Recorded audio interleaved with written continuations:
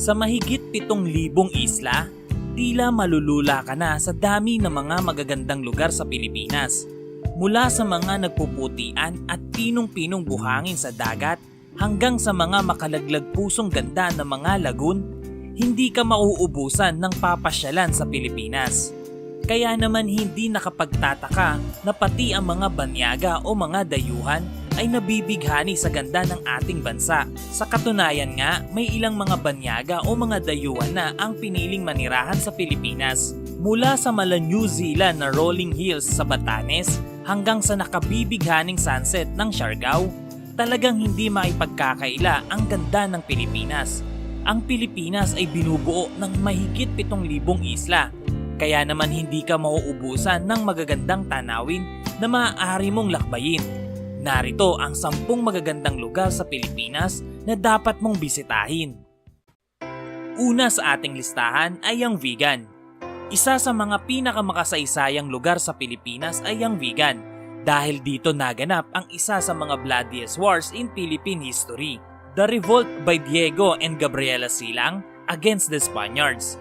Isa rin ang Vigan sa mga UNESCO World Heritage Site sa bansa. Tinagurian din ito bilang isa sa mga best preserved Spanish colonial town sa daigdig. Kaya kung mahilig ka sa kasaysayan, puntahan mo ito. Masigla ang turismo ng Pilipinas dahil sa Vigan. Ikalawa sa ating listahan ay ang Bohol. Mula sa mga naggagandahang white beaches sa Panglao hanggang sa stunning chocolate hills, maraming maipagmamalaki ang Bohol.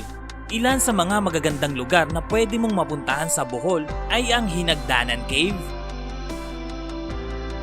Lubok River, Man-made Forest, Danao Adventure Park, at Badayon Church. Sa dami ng mga magagandang tanawin sa Pilipinas, isa ang Bohol sa mga dapat mong mabisita. Ikatlo sa ating listahan ay ang Zambales. Just 4 hours away from Manila, mararating mo na ang isa pang magandang lugar sa Pilipinas, ang Zambales. Perfect destination ito para sa mga quick getaways ng barkada o pamilya. Pwede kang mag-island hopping, surfing at camping dito. Ilan sa mga magagandang lugar sa Zambales ay ang Anawangin Cove, Nagsasa Cove, Capones Island, Liuliwa Beach, at syempre ang Mount Pinatubo Crater Lake. Kung ano ang Zambales sa mga larawan, ganon din ito sa personal.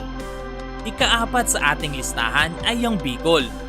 Isa pang katangi-tanging lugar na dapat mong mapuntahan sa Pilipinas ay ang Bicol.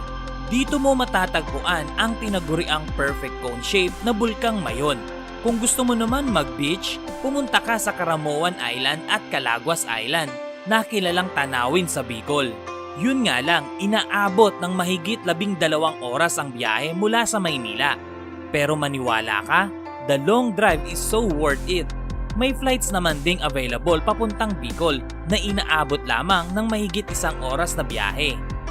Ikalima sa ating listahan ay ang Siargao.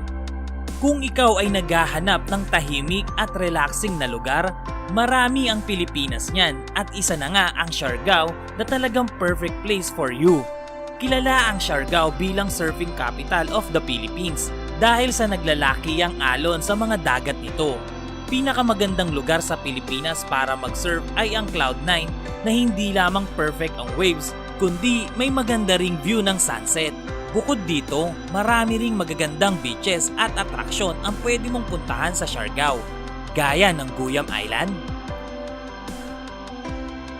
Naked Island, Daku Island, Sugba Lagoon, at Magpupungko Rock Pools.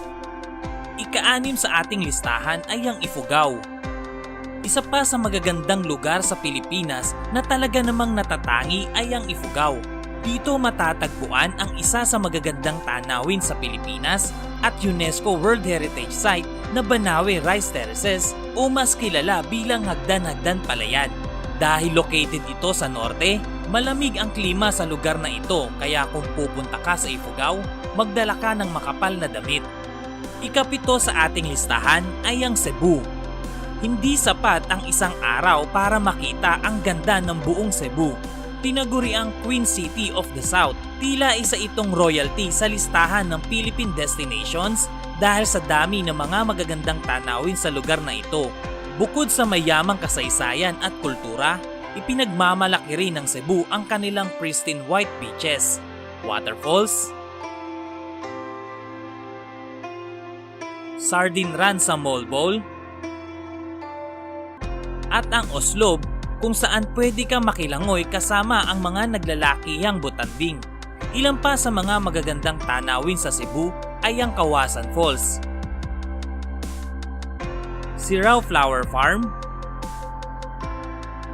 at ang Temple of Lea. Ikawalo sa ating listahan ay ang Boracay. Isa lang naman ang Boracay sa pinakasikat na pasyalan sa Pilipinas. Sing puti ng perlas at sing pino ng pulbos ang buhangin sa White Beach ng Boracay. Ang tubig, makintab na cerulean ang kulay. Dahil sa Boracay at ang iba pang magagandang lugar sa Pilipinas, hindi na kailangan pang tanungin kung paano mahihikayat ang mga turista o dayuhan na pumunta sa Pilipinas. Dahil dito, ang Boracay ang isa sa mga dahilan kung bakit masigla ang turismo ng buong bansa. Ikasyam sa ating listahan ay ang Batanes. Kung naghahanap ka talaga ng nakabibighaning mga tanawin sa Pilipinas, magpunta ka lamang sa Batanes. Isang dream destination para sa maraming Pilipino ang Batanes. Paano ba naman? Kahit saan ka lumingon, talagang matutulala ka sa view sa Batanes. Mula sa Babayang Rolling Hills hanggang sa Racua, Payaman, mapapanganga ka na lamang sa kanilang ganda. Ang mga lugar na ito ay itinuturing na kabahagi ng pinakamagagandang lugar sa ating bansa. At ang pinakahuli sa ating listahan ay ang Palawan. Malinaw na turquoise waters, epic limestone cliffs, at ang pinong buhangin. Ilan lamang ito sa mga magagandang tanawin na nakatatawag pansin sa mga traveler.